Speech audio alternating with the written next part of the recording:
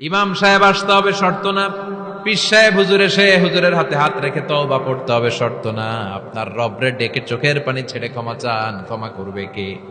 আর প্রতিদিন শতবার পড়তে থাকবেন আস্তাগফিরুল্লাহ। আওয়াজ করে সবাই পড়েন আস্তাগফিরুল্লাহ, আর জোরে পড়েন আস্তাগফিরুল্লাহ। বিশ্বনবী বলেন, মান লাজিমাল ইস্তিগফার জাআলাল্লাহু লাহু মিন কুল্লি দিকিন মাখরাজা।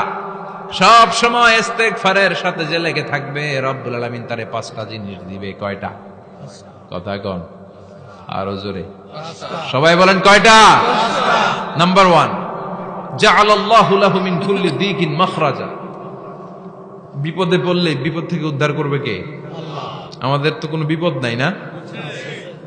আছে। কত বিপদ, হ্যাঁ? রাস্তাঘাটে দুর্ঘটনা হতে পারে, যে কোনো সময় ভূমিকম্পে পড়তে পারি, বজ্রপাত পড়তে পারে না, ঠেড়া পয়রা মানুষ নাই, আছে না নাই? এই বিপদ আপদ থেকে আপনারা রক্ষা করবে কে? যদি আপনি ইস্তেগফারের সাথে আঠার মতো লেগে থাকেন। কিসের সাথে? কথা বলেন। ইস্তেগফারের সাথে লেগে থাকতে পারলে 1 নাম্বার হচ্ছে বিপদে পড়লে আপনারে মুক্ত করে দিবে কে? 2 নাম্বার ওয়ামিন কুল্লি হাম্মিন ফারাজা, যে কোনো ধরনের টেনশন, হাইপার টেনশন থেকে বাঁচায় দিবে কে? আমাদের তো টেনশন মেনশন নাই না? আছে। লাইফ নিয়ে টেনশন, বাঁচার টেনশন, মরার টেনশন, ক্যারিয়ারের টেনশন, রাস্তাঘাটে যানজট এটার টেনশন, পুলিশের দৌড়ানি, র্যাবের দৌড়ানি, বাড়ির ভাড়া, গ্যাস বিল, বিদ্যুৎ বিল, ছেলে মেয়েদের লেখাপড়া, কত টেনশন। এই সব টেনশন থেকে আপনারে মুক্ত করে দিবে কে? 3 নম্বরে ওয়ারযুকহু মিন হাইসু লা ইয়াহতাসিব, এমন জায়গা থেকে আল্লাহ আপনার রিজিকের ব্যবস্থা করবে আপনি কল্পনাই করতে পারবেন না। সুবহানাল্লাহ পড়েন। 4 নম্বরে সবসময় ইস্তেগফার যদি পড়া হয়, আল্লাহর কোনো আযাব ওই বান্দার উপরে আসে না। ওমা কানাল্লাহু মুআযযিবাহুম ওয়া হুম ইস্তাগফিরুন।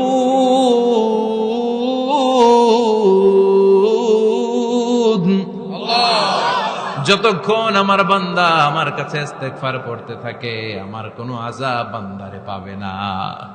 যতক্ষণ ইস্তেগফার পড়বেন, আল্লাহর কোনো আযাব আপনার উপর আসবে না। 4টা গেল। 5 নাম্বার, বারবার ইস্তেগফার পড়লে রফিক ভাই আল্লাহ আপনারে মুস্তাজাবুদ দাওয়া বানিয়ে, দোয়া করা মাত্র কবুল করে নিবে কে? আল্লাহ। মুস্তাজাবুদ দাওয়া বুঝেন তো? মানে যিনি হাত তুলতে দেরি, কবুল হতে দেরি হয় না। বারবার বারবার ইস্তেগফার পড়ে দেখেন যে আপনার দোয়া কেমনে কবুল হয়। ইমাম আহমদ ইবনে হাম্বলের নাম শুনেছেন? হাম্বলি মাযহাবের প্রতিষ্ঠাতা। হানাফি, শাফিঈ, মালিকি, 4 নাম্বারটা আপনারা বলেন হাম্বলি। এই হাম্বলি মাযহাবের ইমামের নাম আহমদ ইবনে হাম্বল। জগৎ বিখ্যাত মুহাদ্দিস। একক স্বতন্ত্র হাদিসের কিতাব হিসেবে পৃথিবীতে সবচেয়ে বড় যে হাদিসের কিতাব, ওইটার নাম মুসনাদ আহমদ ইবনে হাম্বল। 40,000 হাদিসের কালেকশন আছে। এই ইমাম আহমদ ইবনে হাম্বল ওনার শেষ জীবনটা হাদিস পড়ানো, হাদিস কালেকশনের জন্য ব্যয় করেছেন। শহরের পর শহর, দেশ থেকে দেশ, দেশান্তরে ঘুরতেন একটা হাদিসের জন্য। উনি সফরে বেরিয়েছেন হাদিস কালেকশনের জন্য। প্রচন্ড শীতের রাত, উনি মাগরিবের নামাজ, এশারের নামাজ পড়ে একটা মসজিদে শুয়ে পড়লেন, আর শুয়ে শুয়ে হাদিস পড়তেছেন। কি পড়তেছেন?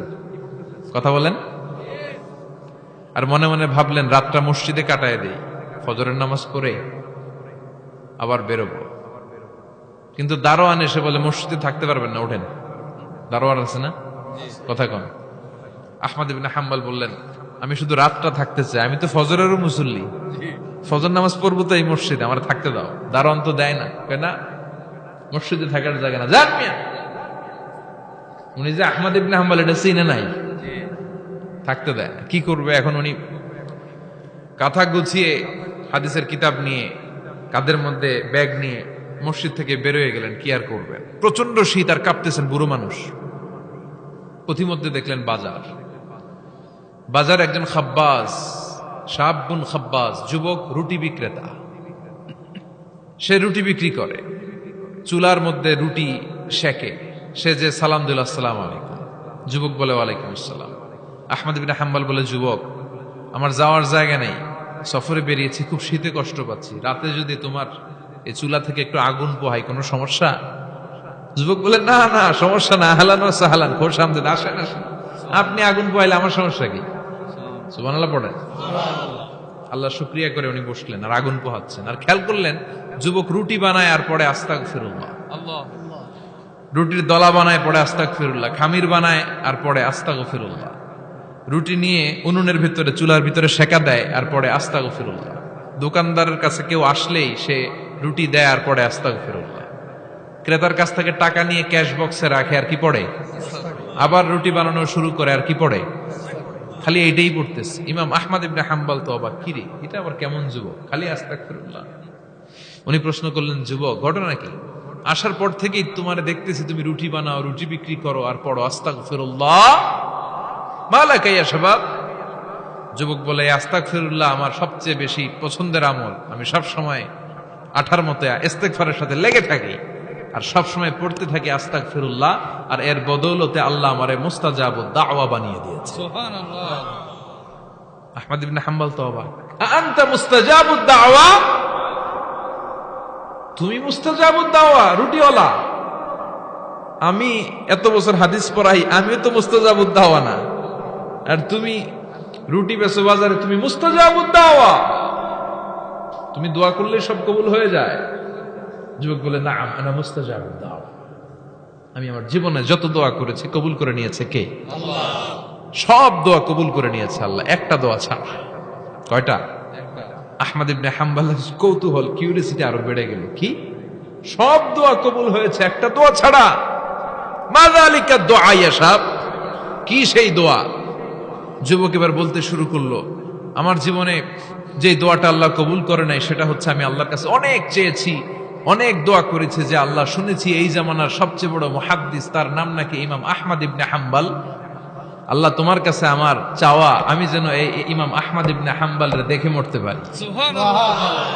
আমি যেন ইমাম আহমদ ইবনে হাম্বলের হাতে হাত রেখে মুসাফা করতে পারি আর তার কপালে একটা চুমু এঁকে দিতে পারি। আহমদ ইবনে হাম্বল আবেগপ্রবণ হয়ে গেলেন, চোখের পানি ছেড়ে দিলেন, বললেন, যুবক তোমার এই দোয়াটাও কবুল হয়ে গিয়েছে। আহমদ ইবনে হাম্বলের দেখা সাক্ষাৎ পাওয়ার জন্য আহমদ ইবনে হাম্বলের বাড়িতে তোমার যাওয়ার দরকার নাই, আহমদ ইবনে হাম্বল তোমার দরবারে ছুটে এসেছে। আনা আহমদ ইবনে হাম্বল মুহাদ্দিসুদ দাহর, আমি নিজেই আহমদ ইবনে হাম্বল। যুবক চোখের পানি ছেড়ে দেয়, আহমদ ইবনে হাম্বল চোখের পানি ছেড়ে দেয়। যুবক চিৎকার মেরে ইমাম আহমদ ইবনে হাম্বলকে জড়িয়ে ধরে, হাতে হাত রেখে মুসাফা করে, কপালের মধ্যে চুমু খায় আর আল্লাহর শুকরিয়া করে বলে, ও ইমাম, আসলে এই দোয়াটাও আল্লাহ আজকে কবুল করে নিল। বিশ্বাস হয় সবসময় ইস্তেগফার পড়লে আপনার দোয়াগুলোর এইভাবে কবুল করে নিবে কে? এই পাঁচটা জিনিস পাবেন সবসময় যদি ইস্তেগফারের সাথে লেগে থাকেন। রাজি আছেন তো? এজন্য বিশ্বনবী সব সময় নামাজে সালাম ফিরানোর পরে পড়তেন আস্তাগফিরুল্লাহ। কি পড়তেন?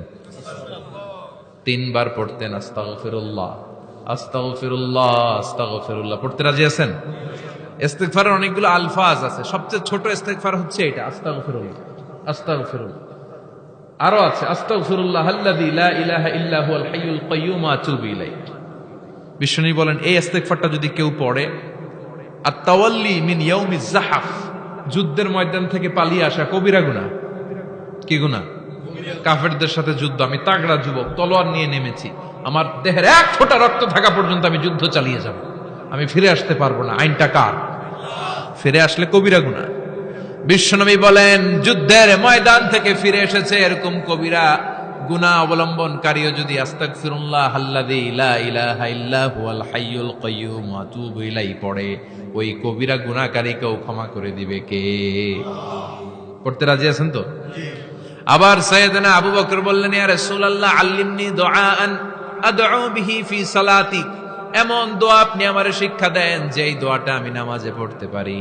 বিশ্বনবী বললেন, পড়ো, আল্লাহুম্মা ইন্নী যালামতু নাফসি যুলমান কাসীরান ওয়া লা ইয়াগফিরুয যুনুবা ইল্লা আনতা ফাগফিরলি মাগফিরাতাম মিন ইনদিক ইন্নাকা আনতাল গফুরুর রহিম। সুবহানাল্লাহ পড়েন।